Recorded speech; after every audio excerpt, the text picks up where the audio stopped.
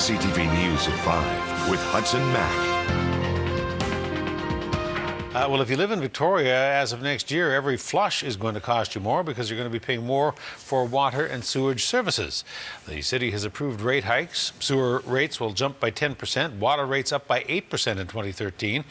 In a sense, Victoria taxpayers are victims of their own success. People have conserved so much water that usage revenue is drying up, and the city has had to raise rates to raise money to repair aging water and sewer lines over the next 30 years. The father of Amanda Todd is speaking publicly for the first time since his daughter killed herself after years of being bullied.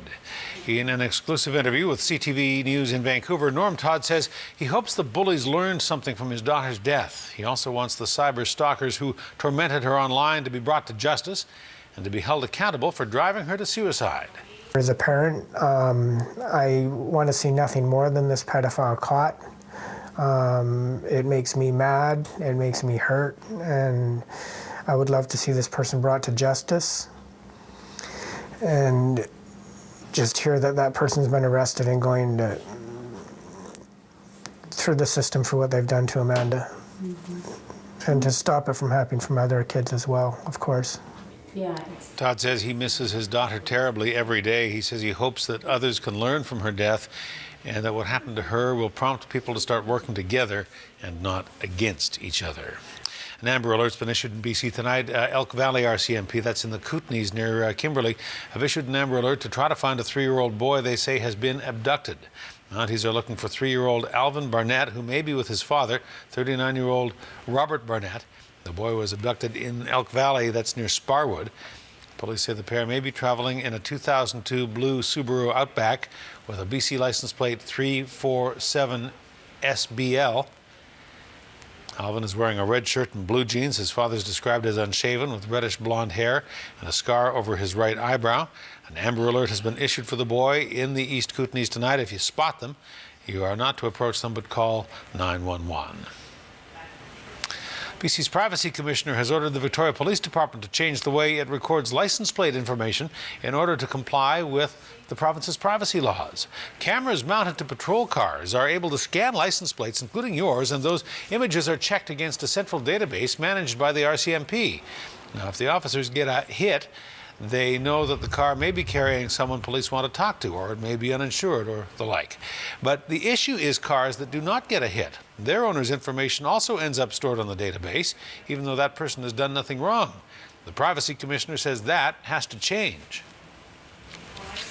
The automated nature of this system collects information about all drivers, their location, their whereabouts, and that data should not be used or retained once it does not result in a match.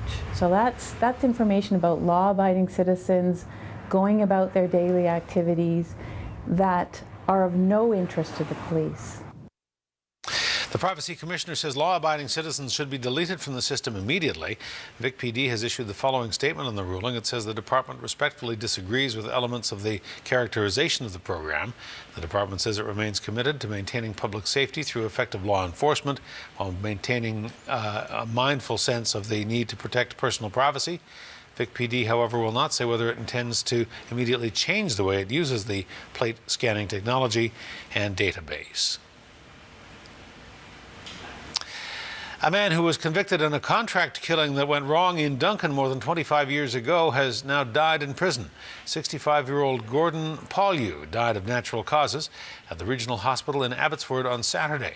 Paulieu and 2 other men killed Diana Van Duren at her home in Duncan in 1984 in a drug-related hit that was intended to target her husband.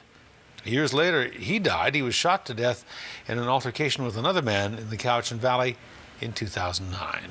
Well, there were hundreds of jaws dropping at the atrium in downtown Victoria today, doing so to save lives. Police officers, athletes, and firefighters were among those who were opening wide to get their cheeks swabbed at today's Swab Mob. The goal of the event is to get as many donors as possible signed up for the One Match program. The swabs are entered into a central database to be matched up with people who need stem cell donors. Right now, there are more than 1,000 people across the country waiting for donors, and organizers hope that after today, that number will go down. I had cancer, it was treated, it's come back. We know I will need a stem cell transplant. I learned an awful lot while I was investigating that, and I learned there's a huge need, and there's a very special need. We need young men, 17 to 35. They provide the best post-transplant outcomes of anyone. A friend of mine, Brian Price, had childhood leukemia as a kid, and he brought it to my attention. And obviously, you want to help wherever you can. So far? Yeah, just sign some papers and scrub your cheeks. It doesn't seem very difficult at all. I was like, what's the swab? Yeah, to tell you the truth, it's the first we've actually heard of it. But listening to some of the speakers, it seems like a pretty good cause. If you couldn't make it down this afternoon to the Swab Mob, you haven't missed out. Hurry down. It's open until 8 o'clock tonight at the Atrium. And again, a reminder, it's young men in particular they need. The Swab Mob will also be at the McKinnon Gym at UVic from 5:30 until 9 Friday night at the Vikes basketball game. BP will pay the largest criminal penalty in U.S. history for the 2010 oil spill that devastated the Gulf Coast and killed 11 oil rig workers. The company is going to pay $4.5 billion to the U.S. government and will plead guilty to felony counts relating to the workers' deaths. In addition, 2 BP well site leaders are charged with manslaughter, and a BP executive has been charged with obstruction of Congress and making false statements to U.S. federal investigators. There is a new medical service rolling out on the roads of Vancouver Island right now. The Vancouver Island Health Authority's new mobile MRI, or magnetic resonance imaging service, will be traveling to patients who might otherwise have to travel to get to it. The unit is now going to hit the road and regularly visit island communities that don't have permanent MRI machines. And that's quite a list. It includes Port Alberni, Duncan, the Comox Valley, and Campbell River.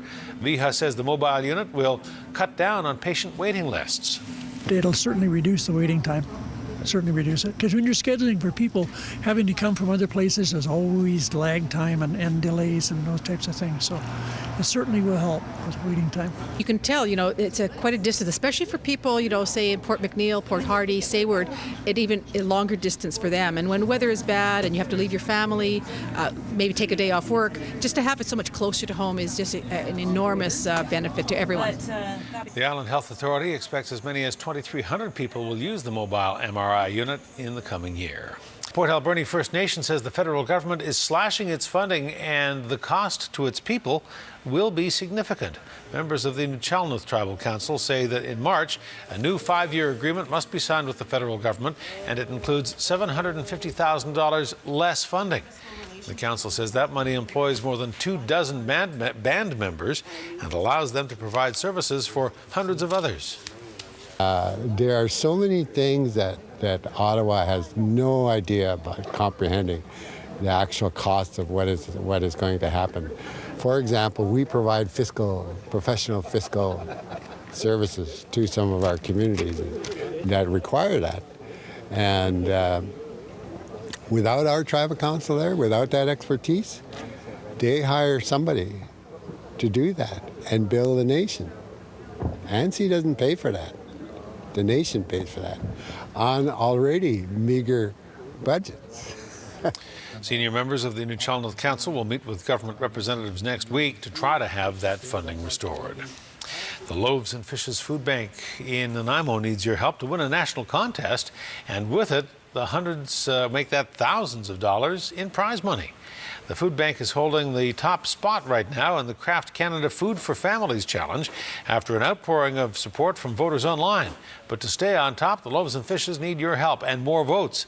For every vote, Kraft Canada will make a 50-cent donation to the food bank. The group that gets the most votes gets another $5,000 for hampers. Every day between now and December 31st, go to craftfoodforfamilies.ca, put your name in there, and you'll help ensure that we win. Right now, we're 2,000 people ahead of second place, and we just want to maintain that lead and show everyone in BC that Loaves and Fishes is number one. So far, the Loaves and Fishes Community Food Bank in Nanaimo has raised nearly $4,000. Well, the Harbour City is working right now to create a Christmas miracle this year by helping Santa fill stockings for the less fortunate. People were tossing toys into a giant gift box as the Great Nanaimo Toy Drive kicked off today at Woodgrove Centre. The fundraiser is accepting toys of all sorts, new or gently used, for newborns, children and teens. Organizers say with tough economic times, they need a little more help this year to spread a little joy at Christmas.